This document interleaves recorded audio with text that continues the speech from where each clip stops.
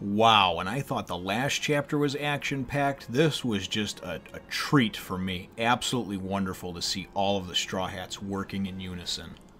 One Piece, chapter 480, Interception. Excuse me, do you mean interception? Holy shit, my heart can't take this. Oh my goodness. Well, hello, my brothers and sisters of the Nerd Nation. I, as always, am Jim, and I'm here to bring you another review on the awesome and still action-packed tale that is One Piece. Now, following the events of the last chapter, and that's what's so cool and magical about doing a chapter or reading one, and then, of course, doing the review for it, because I have no idea, no knowledge what's going to happen in the next chapter, right? And many times it's a complete 180. It's completely different than what the end of the previous chapter leads you to believe. And that's what happened here, because at the end of the last chapter, it was a one-sided beating from Luffy on oars and with Moria inside, right? And it looked like everybody was knocked the fuck out. Moria, oars, and Luffy was just down because he had 100 shadows and he burned through the strength of 100 men. And that's what they talk about in the first pages of this chapter. But boy, does this really throw you for a loop and just punch you right in the frickin' nether region, man. It's absolutely wonderful. And it's so great. The storytelling, the medium for this is so good. Just so good. Oh my god. Words can't even describe. We're gonna get right into it, okay? So, following those events, after everything happened, everybody thinks, oh, this is great, and now we gotta just get Moria to give back the shadows, right? And the only way they can get back the shadows is by getting him to give the word, to say the word, but he's knocked out anyway, and nobody knows how they're gonna do it, right? What winds up happening is all of a sudden fucking Oars just stands up.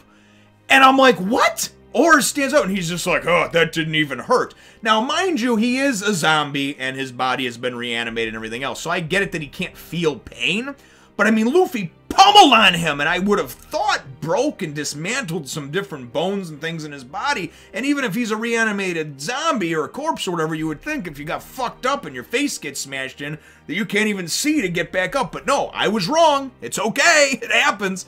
This dude gets back up, right? Next panel, we got our boy Zoro standing up, right? And because everybody else is looking to turn tail and run. Oh, hide in the deepest, darkest parts of the woods. Oh, God, Oars is back up. We wasted all the shadows, and now Luffy and all the Straw Hats are down. We can't do shit. You know, so we got to run and hide like scared little bitches.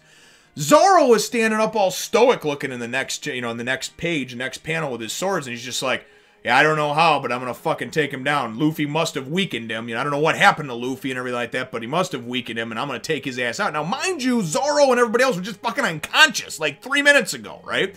And then they're looking around, they're like, where are the rest of the Straw Hats? What about the two that weren't injured, right? There's no Usopp, there's no Nami, whatever. Then we go and fucking Luffy gets up, and he's like, geez, that took a lot out of me, but alls I need is one more hit, right? And it's so cool because this is the chapter. This is the one where everybody works together. Frankie, Nami, Brook, who's not even technically a part of the crew yet, Usopp, Chopper, Zoro, Sanji, Robin, and of course Luffy. They all come together, all 9 of them, to go and try to fuck this dude up one final time, right? And it is so clever. Without even communicating with each other, they all put together and formulate this plan, right? And Luffy says, I just need one more hit. I just need to get a foothold up there, right? And Brook gets up, and he's all battered and beaten. He's like, man, I'll lend a hand if I can. He says, Robin. Robin's like, I'm right here, looking sexy as hell. I'm gonna build you a hand bridge right up to the side of the mast, right, of Thriller Bark. So Luffy and Brook are going up there. They're taking care of that, and everybody's got their job, right? Usopp and Chopper and Frankie are going at building some sort of contraption that Chopper's helping Frankie with, right? And Zoro, of course, he's gonna have his job in just a second. Sanji comes flying out of nowhere, right? First of all, you see Nami. She's got a position way up high out of harm's way, and she brings in some thunderclouds and starts bringing in some rain, right? Then we go and we get whatever contraption is this hose thing that they're building from the freezer or whatever that Oars was previously in, and Frankie and Chopper start aiming this thing at and firing this cold freezing water onto Oars on top of the rain that's coming down, and it's actually freezing and immobilizing, slowing down his movement, right? Sanji then comes flying in. He's like, I'm up. He comes flying in with the chain from the fucking rudder that turns this giant ass ship that's the size of an island. and goes and wraps this thing up around the upper half of Oars so it kind of straightens part of him up, right? And then Luffy, as he's going and jumping down in midair, and he's going, Gear 3, Bone Balloon, or third gear, or whatever you'd like to call it, I don't give a fuck. He just, his hands start to get all huge, he's got the Popeye the Sailor Man forearms, and he's in midair coming down, and he's like, Zoro, I need you to go and hit him in the stomach, so it straightens him out. Zoro's like, oh yeah? Okay. Onigiri, 3,000 worlds! And he goes and jacks him up in the stomach, and dude's like, and has to go and suck in. Then they go and they show that now his spine is taut and straight. They're holding it straight. And the thing about straightening somebody's spine out is your spine naturally has a curvature to it, so it can take the impact and brunt of you jumping, walking, running, falling, grabbing, twisting, turning, all those type of things. So it's neat to see a fictional tale that incorporates like realistic scientific anatomy in here, right? This is some shit right here, some good shit. So anyway, so they straighten this motherfucker out, and everybody's gotten involved and everything else, and Luffy winds up coming down at him, and he's gonna hit him with the gear, he's gonna hit him with the third gear bazooka, right? The bone balloon bazooka, right? Which is like not getting hit by a regular bazooka, which would probably hurt a lot. It's like getting hit with a fucking cannon that's on the deck of a battleship, and he just boom, jacks him up with this thing, and you see this picture, oh my god, of his spine just shattering and crumbling, right? You don't feel pain, Oars? Well, that's fine, you don't need to feel it, but you ain't getting up after this, son. You ain't getting up after this, because they just shattered your fucking spine. And that was the best part of the whole thing.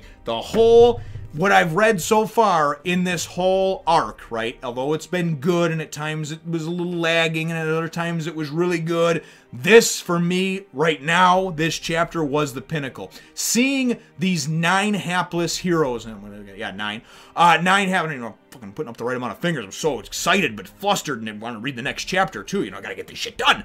But seeing these 9 work together in unison and to be able to go and take down this huge beast was such a cool, satisfying thing. And again, just like in the last chapter when Luffy was one-sidedly beating the shit out of Oars, it was just drawn so majestically, so perfect. I could not envision it better and cannot wait to see it in the anime. So just absolutely just stupendous, great job. That's how the chapter ends off, with him just getting his spine shattered like that. So that wraps around to my chapter question. I know I asked something similar a few chapters ago, but this is the first and only time thus far that we have seen these 9 work together. Now keep in mind, Frankie's a new member. Brooke's not even technically an inducted member yet, but he's just there, right? We've seen them work together in groups and teams for the greater good and have an overarching purpose and goal, but they've done it separately, right? What are your thoughts on all 9 of these Straw Hats, or 8 official Straw Hats and 1 to be with Brooke, or at least that's what I'm predicting, working together to take down this massive beast Oars that, mind you, cannot feel pain. So what they did was a calculated risk, basically saying, all right, you can't feel pain, that's cool, we're not going to beat you until you give up, we're going to beat you until you can't get up, you physically can't get up. What are your thoughts on that, and how just silently they were able to go? There was very little planning and procedure. Everybody just sort of kind of read each other's minds on what they thought they had to do, and I think rose to the occasion. Let me know what your thoughts are, though, on that in the comments down below. Feel free to hit the thumbs up, the like button if you should think that I deserve it, and subscribe if you haven't done so already. We will look forward to catching all of you in the next one, Nation.